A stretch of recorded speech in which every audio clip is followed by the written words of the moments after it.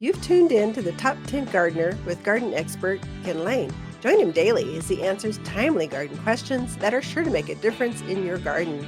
Now, welcome your host, Ken Lain.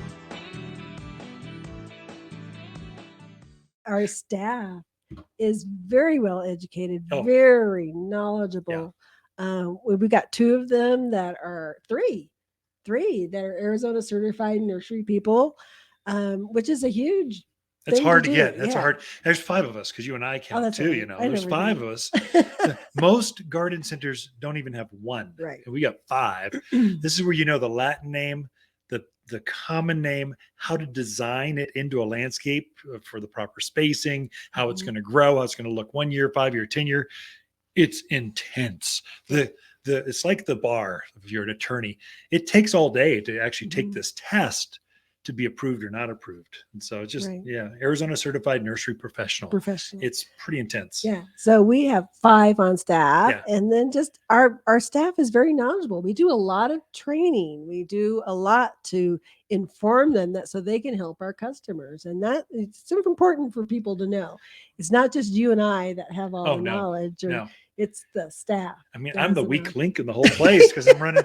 If electricity goes down, or attorneys need to or accountants are doing, or looking at supply chain and talking to vendors and what's going to come down the pipeline. I don't know what was delivered yesterday. They do. So they're more in tune with the rhythm day to day. I'm more the rhythm of the seasonality of stuff. So anyway, good point. And I don't even know where that came up with, but anyway. I'm glad I'm here working with you, and I respect your knowledge of what you bring to the table. I respect you too, dear. Well, thank you. So tell me, how do you respect me the most? Let's go deeper into this. I could have bet $100. Every man that's tuned in right now is wanting the same thing from his significant other, and we just want to know. Anyway, let's go to gardening. Yeah, women feel my pain on it. All right. So last week we talked about evergreen shrubs and how important they are to have those evergreens in your yard. This week we'll cover the trees. Okay, so perfect. The trees of winter. It's time. Yeah, so definitely those evergreen trees that fill the space that you need in the wintertime in your yard. So I kind of divided it into sections, and I thought I'd start with pines. Okay. Because right now we have some gorgeous Austrian pines in the yard. So if you're looking for a nice evergreen, get some good size to it, 35 feet, 15, 20 feet wide. Fast grower, I would say, of the pines, they're probably one of the fastest. Would you agree? If not the fast, you can get a couple feet a year out of them. That's fast for any plant, but especially for evergreens. So that's the Austrian pine, also known as the Austrian black pine. Pinus nigrus. Right. Yep. Oh, very good, dear. You showed black your Latin. Pine. Latin says pine. Pinus is pine. Nigrus is black. Yep. Black pine. There's also the Bosnian pine, which they're all kind of cousins of each other. So a little bit shorter needle, not quite as big a tree. Right. Half size. And its maturity, but another really one that does well. And then my favorite, which is the Oregon green pine. Oh. And I love this one because it fits into those smaller yards. Gets maybe 15 feet tall, 5 to 8 feet wide. It has a shorter needle to it than the Austrian, but it's very dense, very lush. Super and that green is just, wow, that's green. So nice little tree for a lot of the yards around here. And all those you have in stock right now. So they're, of course, we're building up a lot like the Oregon green. Right. That makes a good Christmas tree. It's just so perfectly layered, shorter needle, dense. Just screams, hug me. Of course, it's kind of pokey, but it looks fuzzy. There is one you can hug. Okay. Is the Vanderwolf pine. Oh, good. So we do have some lovely Vanderwolfs and kind of a variegated needle on it. We always kind of call it the teddy bear tree because you could go stroke it, hug it, and it's not going to poke on you. Yeah. So that's it looks like it's a pine tree that went to the hair salon, hairdresser, and got a came back and went, plant me. It looks like that because you can't go by it without touching it, going, admiring it. It really is a pretty one. Of course, the spruce, they do quite well in our area as well. The Colorado blue spruce is probably one that most people are familiar with. They have come out with the baby blue, which really is a beautiful blue. for the spruce. It really keeps its color. It has that real silvery blue, little smaller there again, for compared to the Colorado spruce, but a really pretty tree. I'm very impressed with how their uniformity and their size and their color. It looks like a Christmas tree, only it's got bright silver. You put little Christmas lights on that out in the yard, or miniature lights. Beautiful. The thing is going to glow at night. It's so silvery blue, and the needles are about the same length, but there's more of them.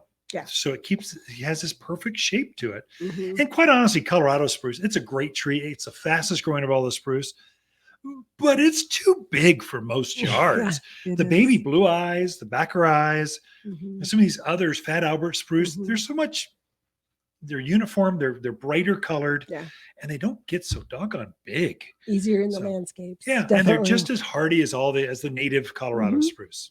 Black Hills spruce, which is another nice short needled green, a little on the slower growing side.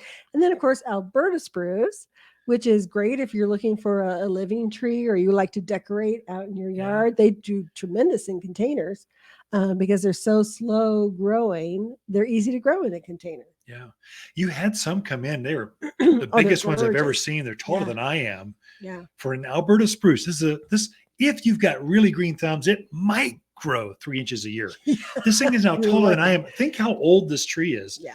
It's like instantaneous spectacle. It's just beautiful. To get them that size is unusual, and they are beautiful. Yeah. I would agree. And only found at Waters Garden Center. Yeah. 1850. Truly, that's the case. Truly, yeah. Right. So then we kind of went into the cypress. So we have the blue ice Arizona cypress. Nice. Does very well. Very pretty tree.